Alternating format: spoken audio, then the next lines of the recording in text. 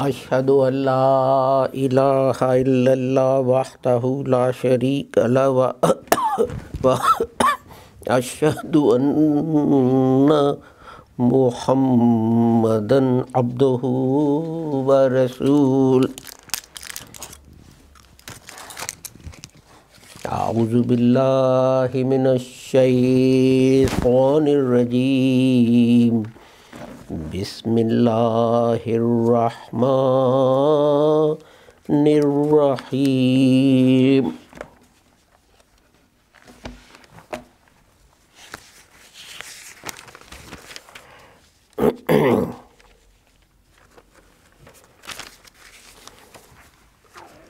This is chapter 5, verses 48 to 49.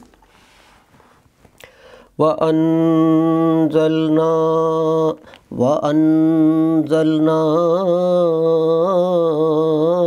إِلَيْكَ الْكِتَابَ بِالْحَقِّ مُصَدِّقًا لِمَا بَيْنَ يَدَيْهِ مِنَ الْكِتَابِ وَمُهَيْمِنًا عَلَيْهِ فَاحْكُم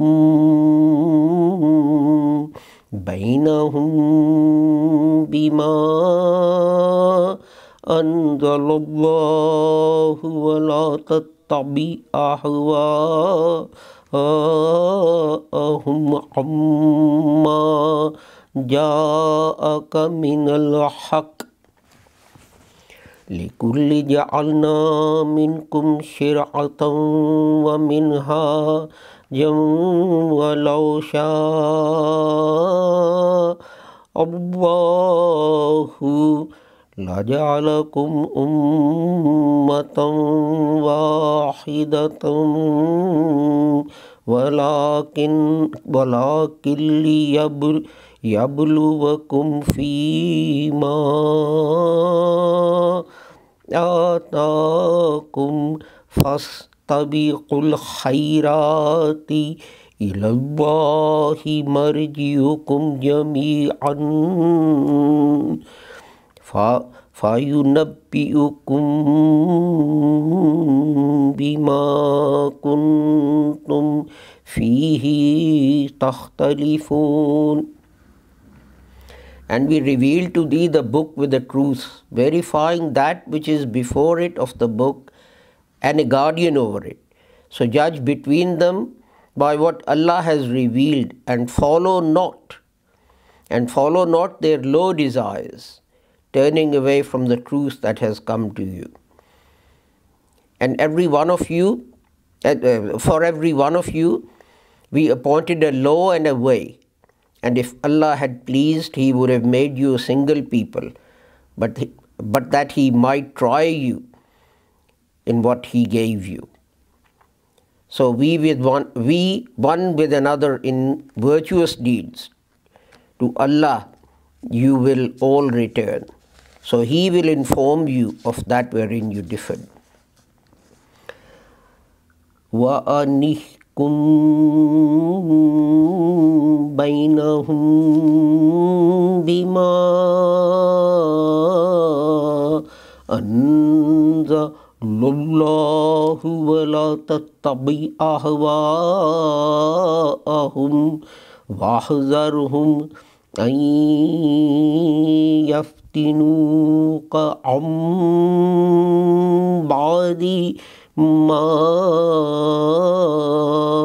أَنزَلَ اللَّهُ إِلَيْكَ فَإِنْ تَوَلَّوْا فَاعْلَمْ أَنَّمَا يُرِيدُ اللَّهُ أَنْ يُصِيبَهُمْ بِبَعْضِ ذُنُوبِهِمْ وَإِنَّ كَثِيرًا مِنَ النَّاسِ لَفَاسِقُونَ. And that you should judge between people by what Allah has revealed, and follow not their low desires, and be cautious of them in case they seduce you from part of what Allah has revealed to you. Then if they turn away, know that Allah desires to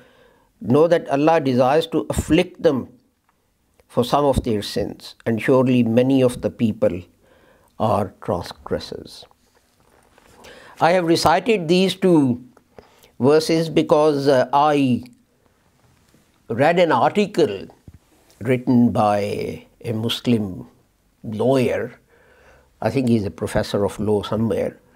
And in that, he said that Islamic law is perfectly compatible with the Western constitutional theory. And that amazed me.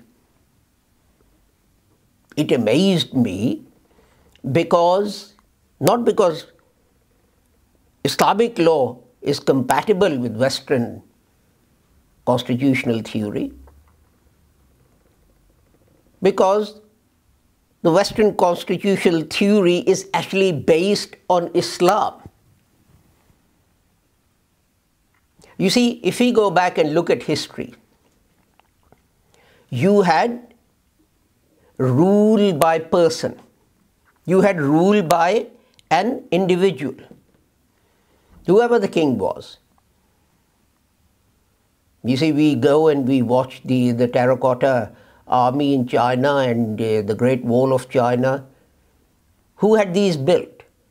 Chinese emperors had these things built. If you go and visit the Great Wall of China, you will find at the feet of that wall skeletons of thousands and thousands and thousands of Chinese laborers who were killed and buried on the king's orders. Why? Because they did not meet their target. I have to say that is a great incentive for meeting your target. You know, if you don't finish this by tonight, then we'll cut your heads off. Perhaps when we started decorating Darussalam, we would have had the work finished a lot earlier if I'd said this to people. But that was because it was ruled by a person, not ruled by law. We don't have to go to China. Look at any country. What about Japan?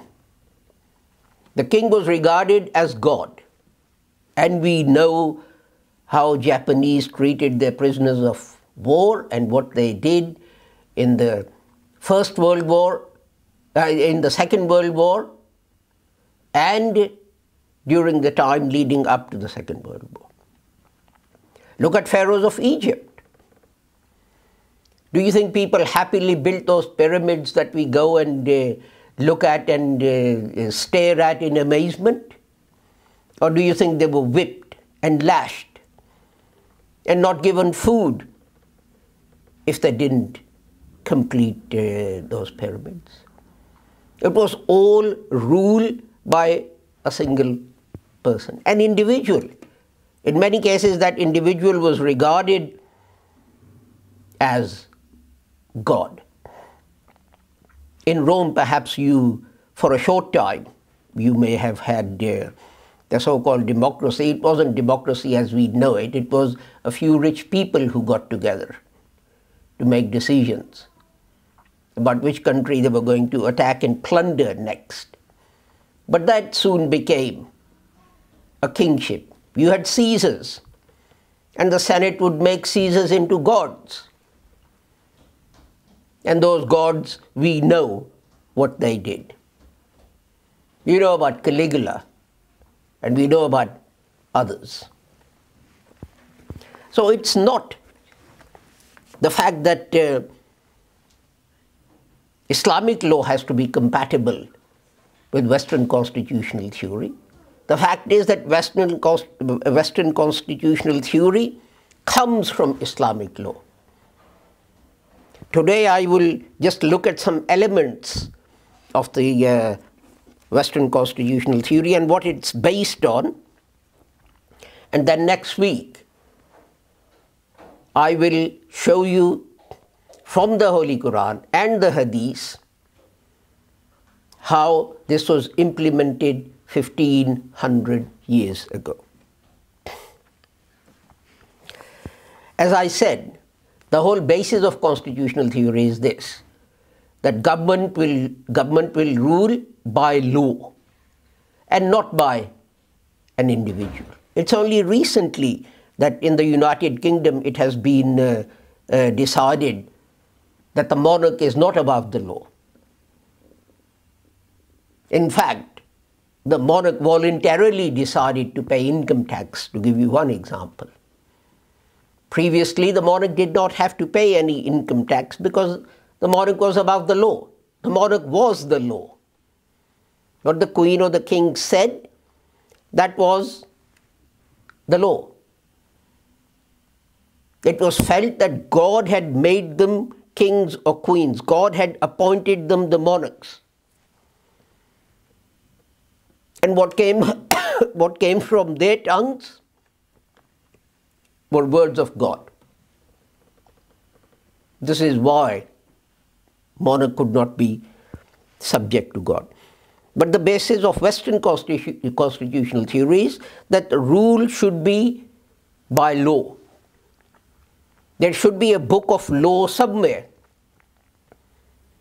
that states what every person can or cannot do.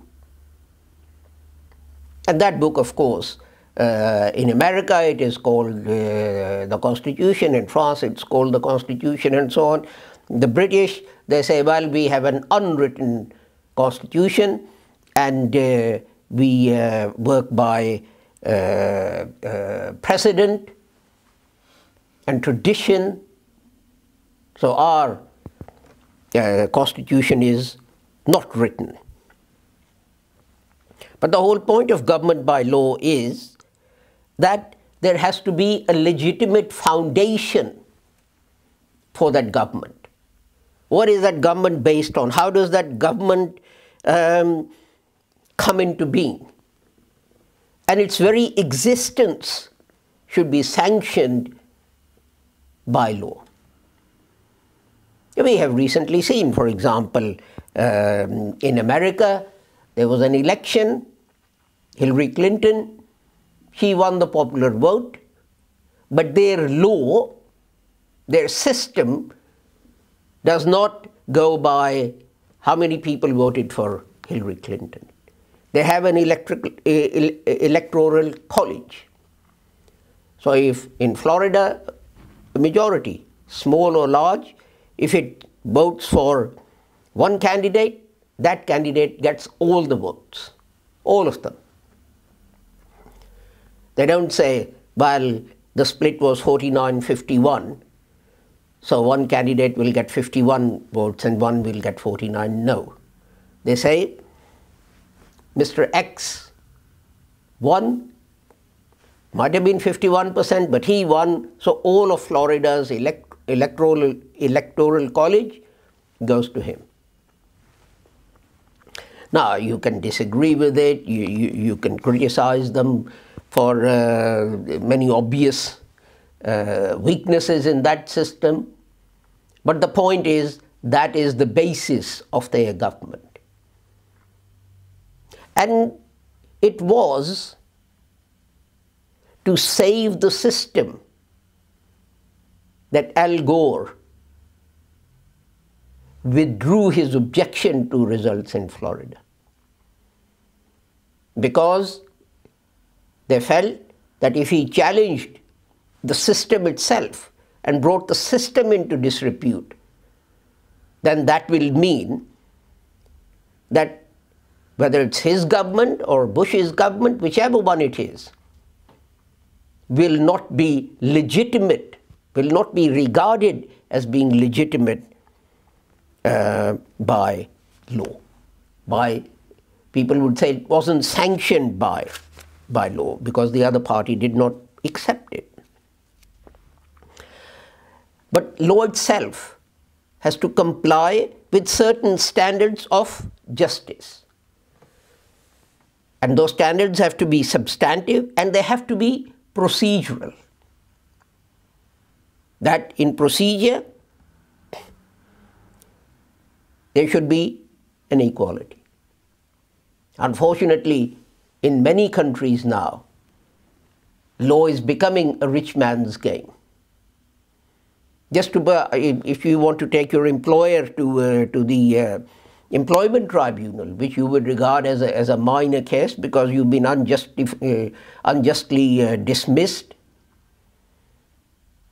by the time the hearing takes place, the court fee itself will end up being over £1,200. I think it's £1,250 or something.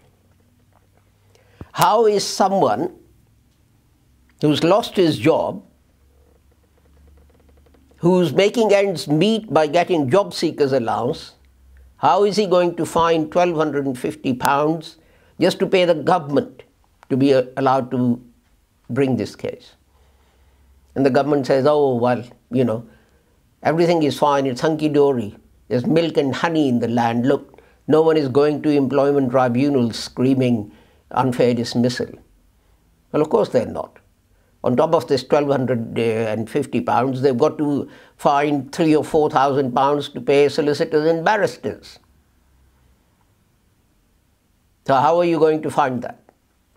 And I would suggest, and those of you who read my questions that I put to the chairman of the Justice Committee of the British House of Parliament, I regard that as denial of justice.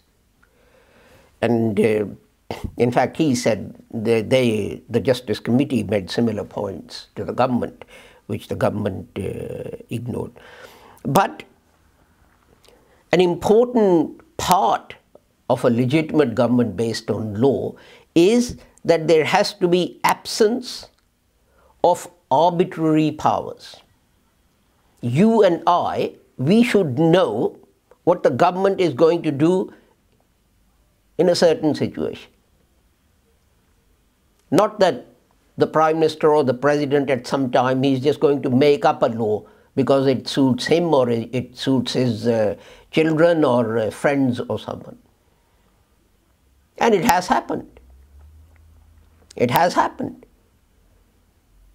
In one country, the Prime Minister one day announced that there will be no import duty on luxury cars. So lots of people rushed and they ordered luxury cars from Japan and Germany and England and so on, you know, BMWs and Mercedes and Jaguars and whatever else you have. They ordered in large numbers. The first 2 ships docked. They were carrying cars which had been ordered by the Prime Minister's friends. The cars were unloaded. Of course, there was no customs duty to pay.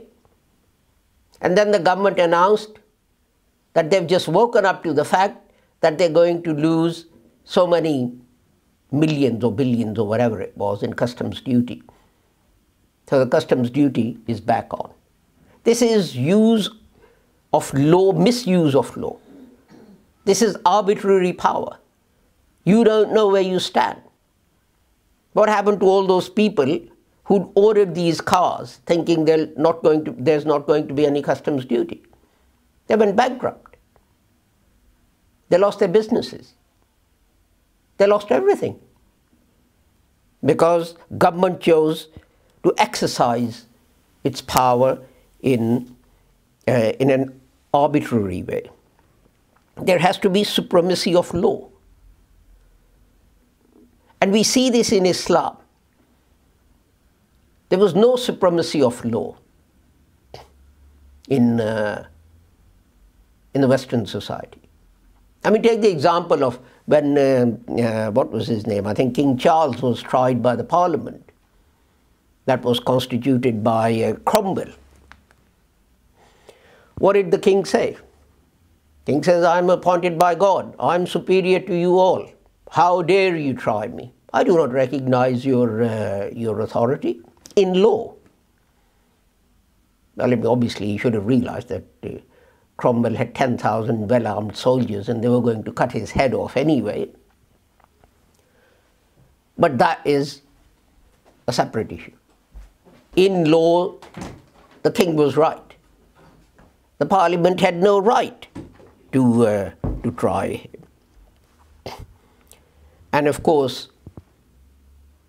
an important point is that the law must be prospective, not retrospective. What that means is, if you read the Quran and if you look at the Hadith, what do you find? People say, "Oh, Prophet of Allah, I used to drink or do whatever wrong thing it is before I became a Muslim." And the Holy Prophet would say, "There's no blame on you of that, because the law is prospective. It's not retrospective. The law is revealed today. It doesn't apply from the creation of the universe. It applies from today." And although there have to be discretionary powers, but they should not be so wide as to make it impossible for you to understand. You see, these things have been given fancy names, such as there is a referendum that Britain should leave the EU, and someone goes to court, and the court decides, well, whatever it is that the government wants to do, they can't just go ahead and do it. They have to put it to the parliament and get the approval, because this is what the British unwritten constitution says. It's the parliament that approves everything and not the government itself. The government is merely the negotiator. Now, how is that different from Hazrat Umar passing a law and someone standing up and saying, "That's against the constitution"? "Oh, Umar, you cannot do that." Equality before law that I mentioned, that justice must be substantive and procedurally fair. Hazrat Umar was dragged into court in front of a Muslim Qazi, and what happened? The Qazi treated both of them equally. And after the case was over, Hazrat Umar said to the Qazi, "If you had stood up when I entered, because I'm the Khalifa, to show me respect, I would have dismissed you after the case. Because you would have shown that the two people, the plaintiff, the man against Hazrat Umar, and the defendant, Hazrat Umar himself, the Khalifa, radiyallahu ta'ala anhu, they were not equal. You were showing more respect to one compared to the other." That is, in fancy legal language, we say, well, law must comply with certain standards of justice, substantive and procedural. That is what it is. And again, the saying of the Holy Prophet Muhammad, when people went to him and said, "Oh Prophet, don't punish this woman." And he said, "Why? Is she innocent?" And they said, "No, she is not innocent. She is guilty of the crime that she is charged with, but she is the daughter of a great chief." What was Holy Prophet's reply? What was his reply? He said, "By God, if my daughter had done this and she was brought before me, I would have handed down the same judgment." I think at the same time or another time, he said previous people, previous nations were destroyed because the law was only applied to the weak and not to the rich and the powerful. The rich and the powerful got away with everything. But all the penalties and everything were inflicted on the poor. And those nations were destroyed. Hazrat Ali rightly said, a nation can survive hunger and starvation and deprivation, but a nation cannot survive injustice. Now, this week I've looked at different elements of the constitutional law and theory as practiced in the West. Next week, what I want to show you is that this theory, this system actually follows the principles laid down. I've given you some examples today. Principles laid down in Islam. It is not Islam that has to be compatible with this constitutional theory, because they are following you. They are copying you. They are taking the principles that the Holy Prophet Muhammad sallallahu alaihi wasallam laid down for the running of the state. So I was a bit annoyed when I read this article and it said that Islamic law is perfectly compatible with Western constitutional theory or legal theory. Well, it's not. Because Western legal theory is actually based on Islamic law. So it's the Western constitutional theory that is compatible with Islamic law, not the other way around. More of this next week.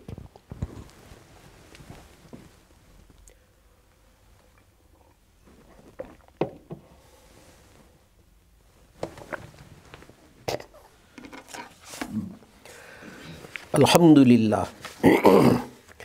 Alhamdulillahi nahmaduhu wa nasta'inuhu wa nastaghfiruhu wa nu'minu bihi wa natawakkalu alayhi wa na'udzu billahi min shururi anfusina wa min sayyiati a'malina. Man yahdihillahu fala mudilla lahu wa man yudlilhu fala hadiya lahu.